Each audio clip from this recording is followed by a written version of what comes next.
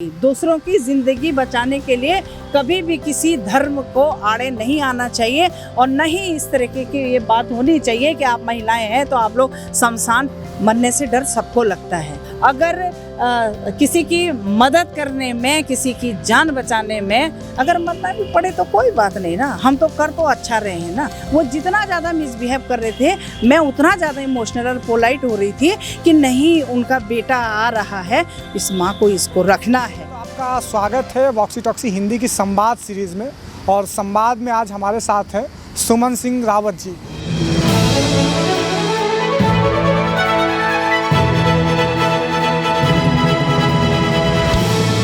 सुमन सिंह रावत जी का लखनऊ में परिचय किसी तारीफ का मोहताज नहीं है। यह ऐसा नाम है जो आप सड़क पर किसी आम आदमी से भी पूछ लेंगे तो वो आपको बता ही देगा। तो आज हम अपनी संवाद की कड़ी में कोरोना काल में जब लोग आपस में एक दूसरे को छोड़ रहे थे, एक दूसरे से जुदा हो रहे थे, संबंधों की मर्यादाएं तार तार हो रही थी, तो ऐसे में सुमन सिंह रावत जैसे कुछ ऐसे भी लोग थे जो समाज को ये मिसाल दे रहे थे कि संबंध बड़ी मुश्किल से बनते हैं, बड़ी मुश्किल से जुड़ते हैं और इनको हमें कैसे चलाना है, कैसे संभालना है। तो इसका बेहतर उदाहरण शायद सुमन जी से बेहतर कोई नहीं बता सकता। तो हम आपको सीधे रूबरू कराते हैं सुमन जी से। मैम, बहुत स्वागत है आपका। Thank you so much.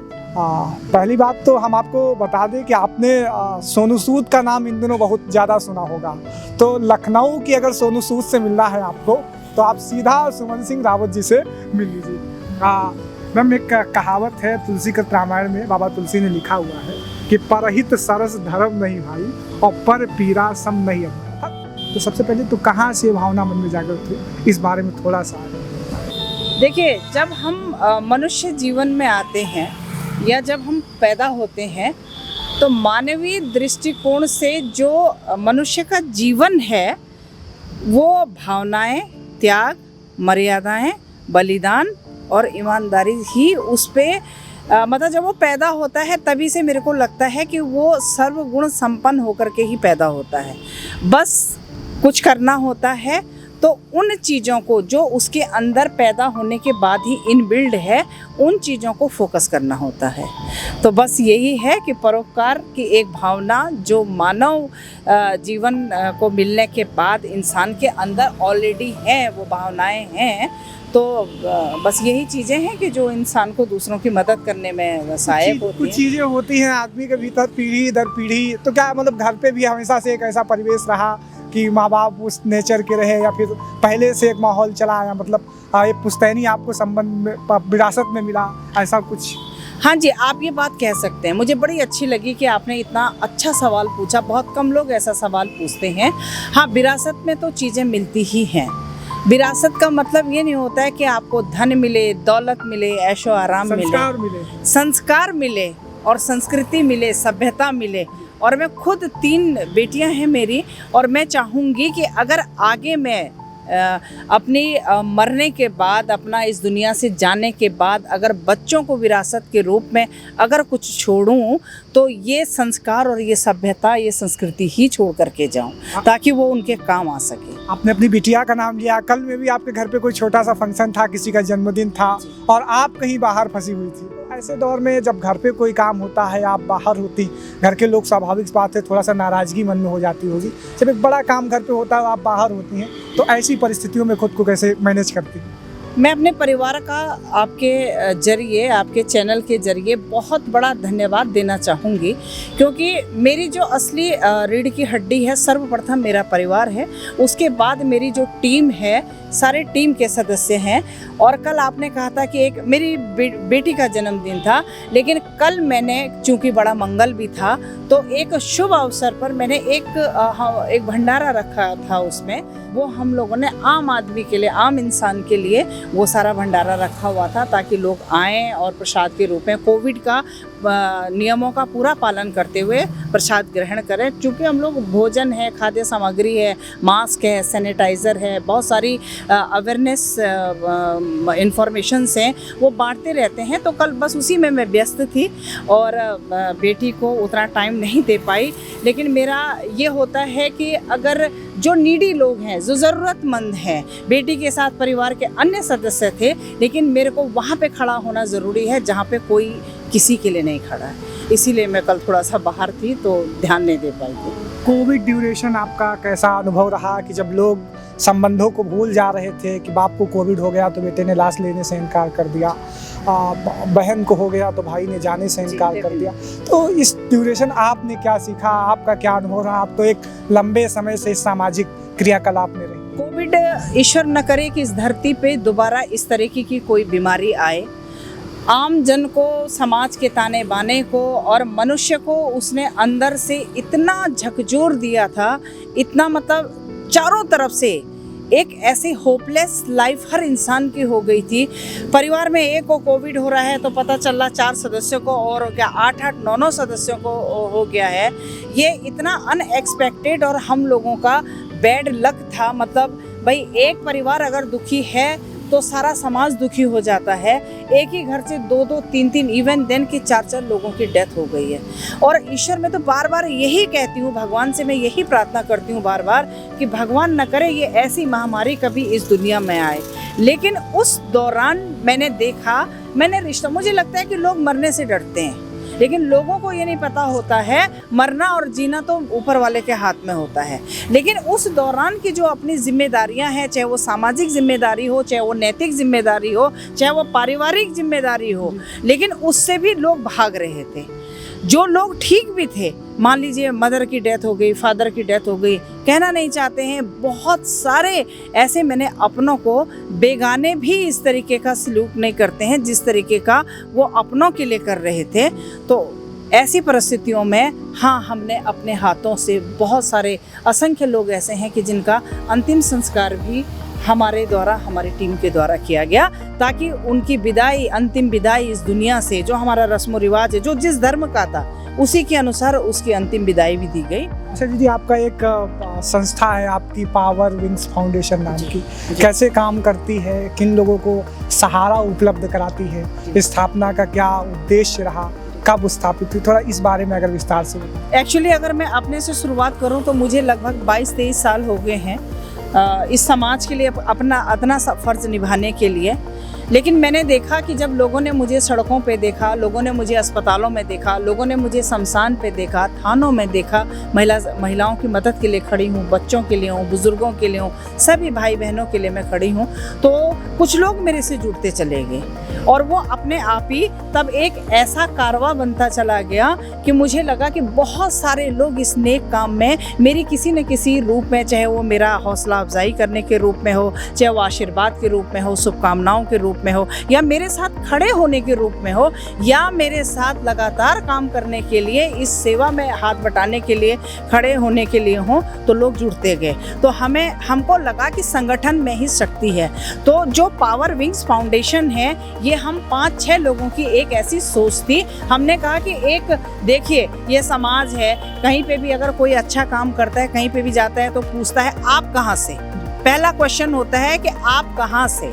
अगर वो मानवीय दृष्टिकोण से कोई अच्छा काम कर रहा है, नैतिक जिम्मेदारियों को निभा रहा है, तो हमने कहा चलो आप कहाँ से का पूछने का मतलब एक स्पेसिफिक नाम और एक ऐसा रजिस्ट्रेशन कराते हैं ताकि हम उसका परिचय दे सकें। बस पावर विंग की स्टार्टिंग यहीं से हुई थी। हमारा मकसद इसको रजिस्टर्ड कराने का सिर्फ इतना ही है कि लोग संगठित हो सकें, हमारी भावनाओं को समझ सकें, हमारी सेवा को समझ सकें, और हमारे साथ जुड़ करके एक साथ जब संगठन होगा, ज़्यादा लोग जुड़ेंगे तो बहुत सारी सेवाएं भी हम लोग दे पाएंगे समाज को। का शेर है ना कि मैं अकेले ही चला था मंजिले जानिब, लेकिन लोग आते गए और कारवां जुड़ता गया। जी जी। अच्छा, एक चीज़ आप ये बताइए थोड़ा सा, चूंकि अगर पुरुष, चूंकि हम जिस समाज में रहते हैं आज वहाँ पर पुरुष समाज को ज़्यादा संबल दिया जाता है, उसके बारे में बड़ी बड़ी मान्यताएं गढ़ी जाती हैं। आपने महिला होकर ये नायाब उदाहरण पेश किया है।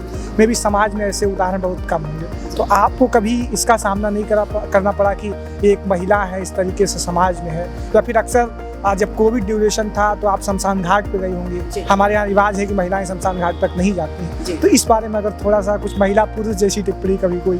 हाँ, बिल्कुल हुआ। और कई लोगों ने इससे भी पहले मेरे इंटरव्यू लिए हैं तो उन्होंने ये भी पूछा कि महिलाएं शमशान पे नहीं जाती हैं। तो हमारे धर्म में है, लोगों ने कहा, और हर धर्म में है कि महिलाएं शमशान पे नहीं जाती हैं, लेकिन आप लोग अक्सर इतने अंतिम संस्कार करवाते हैं लोगों का, इतना जिसका कोई नहीं है उसके लिए आप खड़े हैं, इतने लोगों को मदद कर रहे हैं। तो देखिए, कोई धर्म या मानवता तभी बचेगी जब इंसान बचेगा और जब मानवता बचेगी। एक इंसान है, वो अंदर मर गया है, उसके अपने उसको छूने के लिए तैयार नहीं है, तो उस बॉडी को अंदर ही नहीं सड़ने देंगे ना। मानवता क्या कहती है? अरे हम तो कोविड पेशेंट्स को अपनी इन बाहों में ले करके खुद हम लोगों ने उन लोगों को एम्बुलेंस तक रखा है, गाड़ी में तक रखा है। हमने कहा ठीक है, जो होगा वो बाद में देखा जाएगा, लेकिन जो एक इंसान, उसको कितनी पीड़ा है, वो तड़फ रहा है या मरा पड़ा हुआ है, अपने लोग ऊपर से झांक रहे हैं उसके लिए, कह रहे हैं हम लोग तो खुद ही कोविड पेशेंट है, हम लोग कैसे करके नहीं निकल सकते, बाहर नहीं निकल सकते।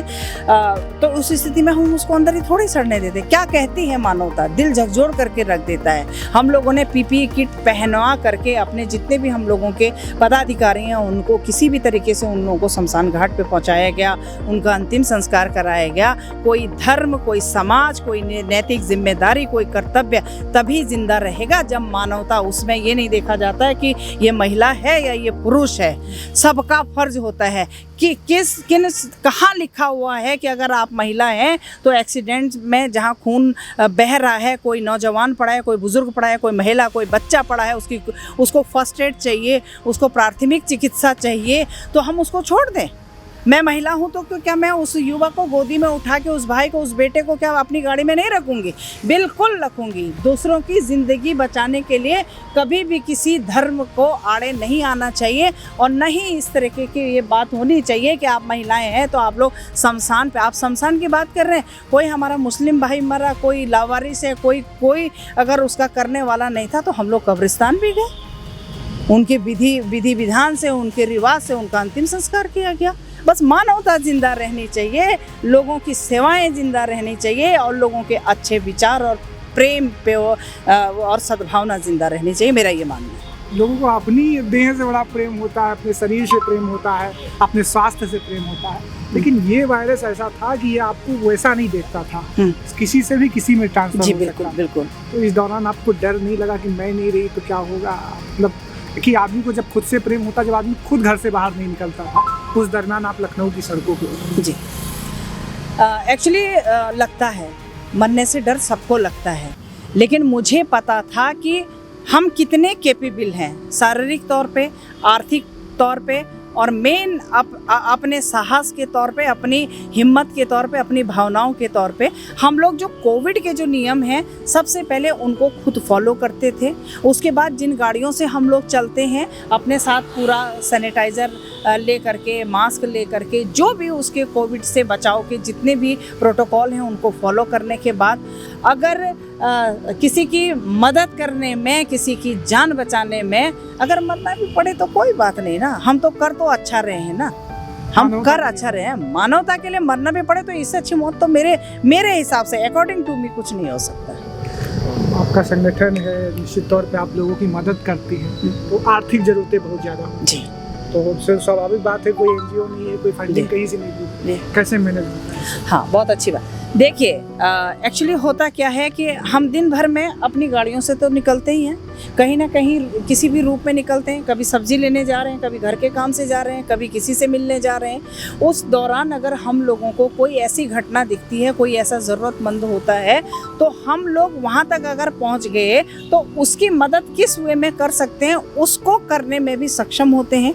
जो हमने अभी आपको बताया कि बहुत सारे लोग हम लोगों से जुड़ते गए, आपस में हम लोग कॉन्ट्री करते हैं, आपस में हम लोग सहयोग करते हैं, आपस में हम लोग किसी की मदद करना हो, किसी को राशन देना हो, किसी को हॉस्पिटल पहुंचाना हो, किसी को दवाई देनी हो, किसी का अंतिम संस्कार करना हो, किसी के बच्चे की फीस देनी हो, हम लोग आगे आकर के सब लोग पैसा इकट्ठा करते हैं। बिना पैसे के इस दुनिया में कुछ भी नहीं होता है, बिना सहयोग से कुछ भी नहीं होता है। सब लोग सहयोग करते हैं और उसमें बड़ी सी बड़ी मदद हम लोग कर लेते हैं। लेकिन इस जो ये महामारी है, इतनी बड़ी वैश्विक जो महामारी थी, उसमें हमारी इस समाज से, हमारी इस जनता से बहुत सारे लोग आए जिन्होंने अपने अपने स्तर पर हम लोगों के जरिए किसी को राशन पहुंचाना है, किसी को फ्रूट्स पहुंचाना है, किसी को दवाइयाँ पहुंचानी है, किसी को अगर हॉस्पिटल में उसको उसको कुछ फाइनेंस की मदद हो, तो हम लोग तो कर ही रहे थे, उन लोगों ने भी बड़ा सा भैया अच्छा सहयोग दे करके आगे आकर के बढ़ के ये काम किया। तो एक मदद के लिए जब एक हाथ आगे बढ़ता है, उसके साथ साथ 10 हाथ आगे बढ़ते हैं, तो उस पावर उस पूरी ताकत में इतनी पावर होती है कि एक साथ हम बहुत बड़े बड़े भी कामों को सक्सेसफुली उसको समाप्त कर देते। पावर विंग्स फाउंडेशन जो है आपकी संस्था है, मदद कर रही लोगों की, इसका दायरा सिर्फ लखनऊ तक ही सीमित है या यूपी इंडिया? हाँ, इसका तो देखिए हम लोगों का जो दायरा है वो तो भारत के किसी भी कोने पे कहीं तक भी, इतना कि हम लोगों को कॉल आता था कि मान लीजिए जयपुर में एक ऐसा परिवार था जिसको राशन की बेहद ज़रूरत थी, वहाँ पे इत्तेफाक से हमारे कुछ रिश्तेदार, कुछ जानने वाले हम लोगों के सोशल मीडिया पे हम लोग डालते हैं कि भैया फलानी जगह पे इस आदमी को ऐसी मदद चाहिए।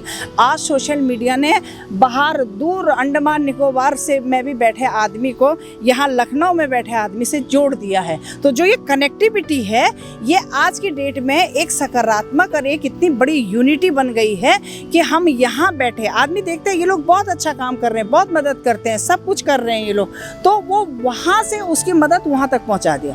उस शहर के जो लोग हम लोगों से जुड़े थे, उन्होंने कहा अरे राशन की ज़रूरत है, लाइए हम पहुंचा देते हैं। तो पावर विंग की जो कनेक्टिविटी, मैं तो थैंक्स बोलती हूँ सोशल मीडिया परिवार को अपने लिए कि जिन लोगों ने उन लोगों को इतनी ज़्यादा मदद की है। जहाँ जिस शहर में बोलिए, जिस गांव में बोलिए, सोशल मीडिया पे जाइए, तुरंत जवाब, हाँ मैं हूँ, बताइए मैम क्या करना है। या उन लोगों का आता है, कई बाहर के लोगों ने हम लोगों को लखनऊ से, क्या कोई ऐसा है फलानी जगह पे लखनऊ से एक सीतापुर का मैटर आया था कि वहाँ पे उनका परिवार बहुत ज़्यादा, उनका जो मेन अर्निंग मेंबर था वो ख़त्म हो गया है, उसको राशन की और कुछ आर्थिक मदद की सहयोग की ज़रूरत है। हम लोग गए और उसको सिधौली गए और उसको वो मदद हम लोगों ने पहुँचाई।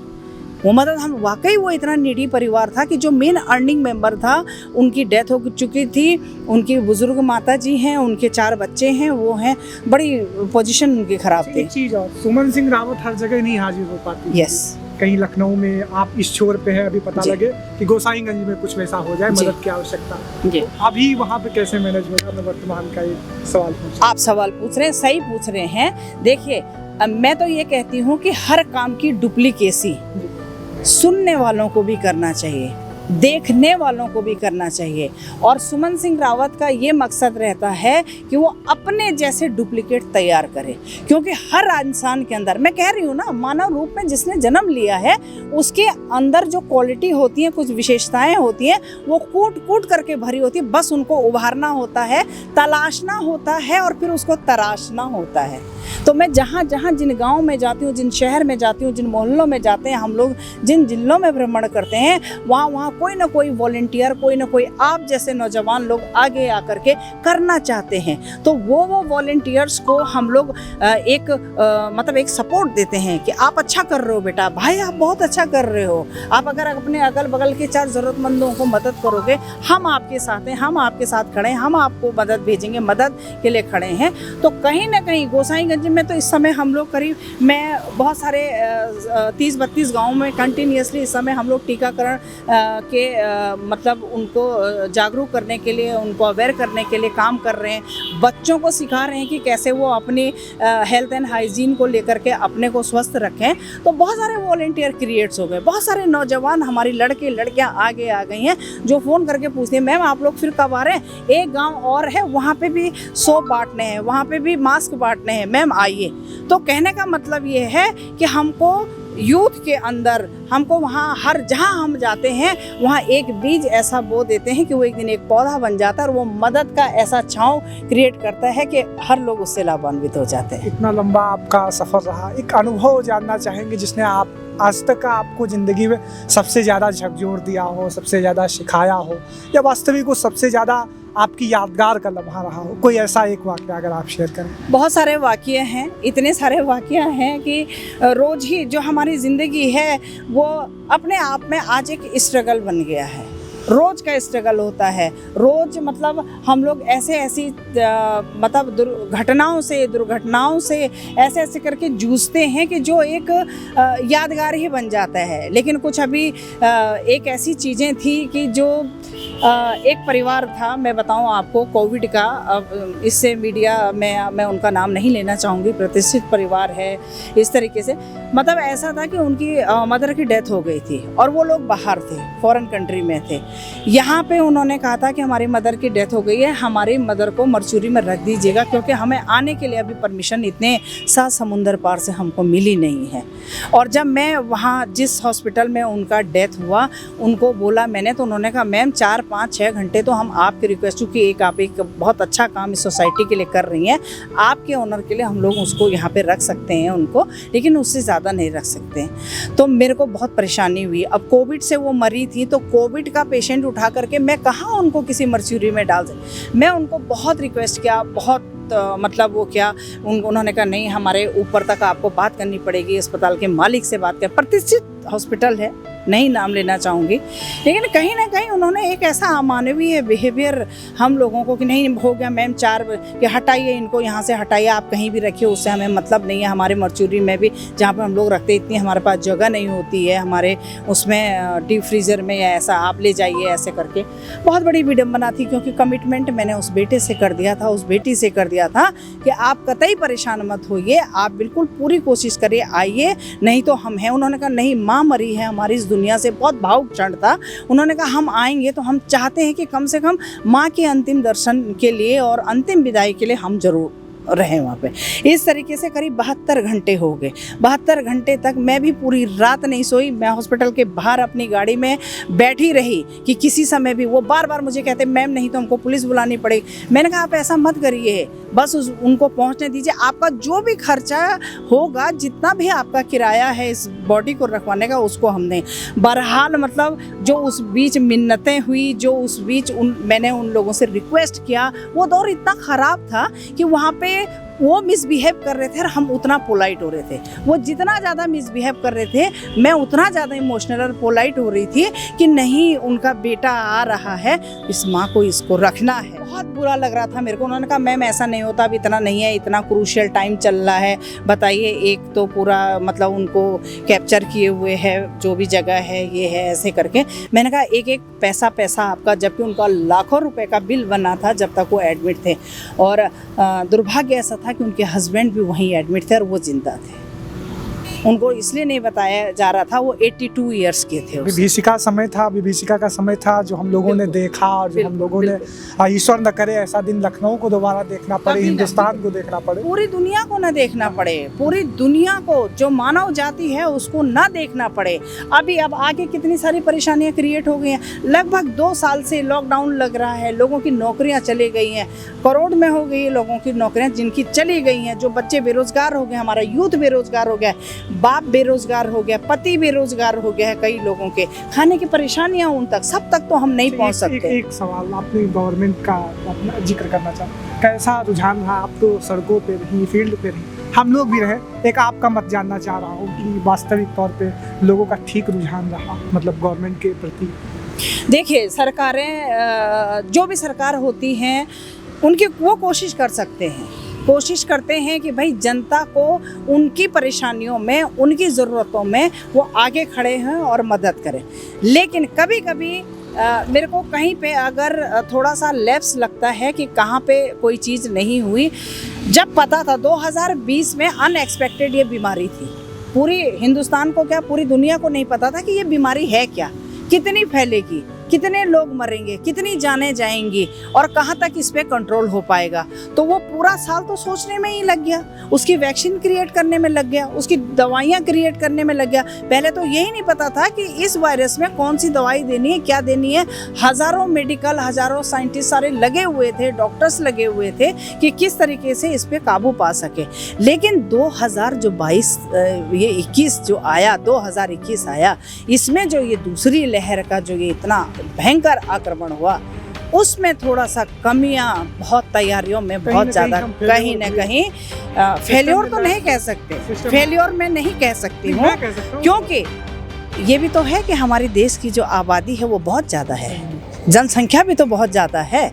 अगर उस आंकड़ों को हम लोग देखें तो सब तक पहुँचना लाजमी नहीं है, चाहे सरकार का हो, चाहे किसी समाज सेवी का हो, चाहे मीडिया का हो, चाहे डॉक्टर्स का हो, नहीं पहुंच सकता। लेकिन हाँ, ऐसी तैयारियां जरूर होनी चाहिए कि जनता के जीवन की रक्षा हो जाए। बेहतर परिवेश यहाँ पे जो जिम्मेदार लोग थे उनकी लापरवाहियां अवश्य रही हैं जनता के लिए। लखनऊ के योगेश प्रवीण जी को आप कह लीजिए एम्बुलेंस के अभाव में दम तोड़ रहा या कई ऐसे उदाहरण हैं। वो तो एक, हाँ बिल्कुल, वो तो एक प्रसिद्ध सुप्रसिद्ध एक डिग्निटी थी, लेकिन आम आदमी तो ढेर की ढेर, शमशान घाट पे इतने ढेर की ढेर, हर शमशान हाउसफुल चल रहा था। आप बताइए, तो ये चीजें हैं, जिम्मेदारों को कर्तव्य निष्ठता से अपनी जिम्मेदारियों का निर्वहन जरूर करना चाहिए। ज़्यादा से ज़्यादा जीवनों की रक्षा करनी चाहिए, प्राण बचाने से। आपके पास भी समय सीमित है, समय की बंदिशें हमारे पास भी है, बड़ा शुक्रगुजार हैं आपके। हाँ मैम, क्या आपने अपना समय दिया। Thank you so much. Thank you.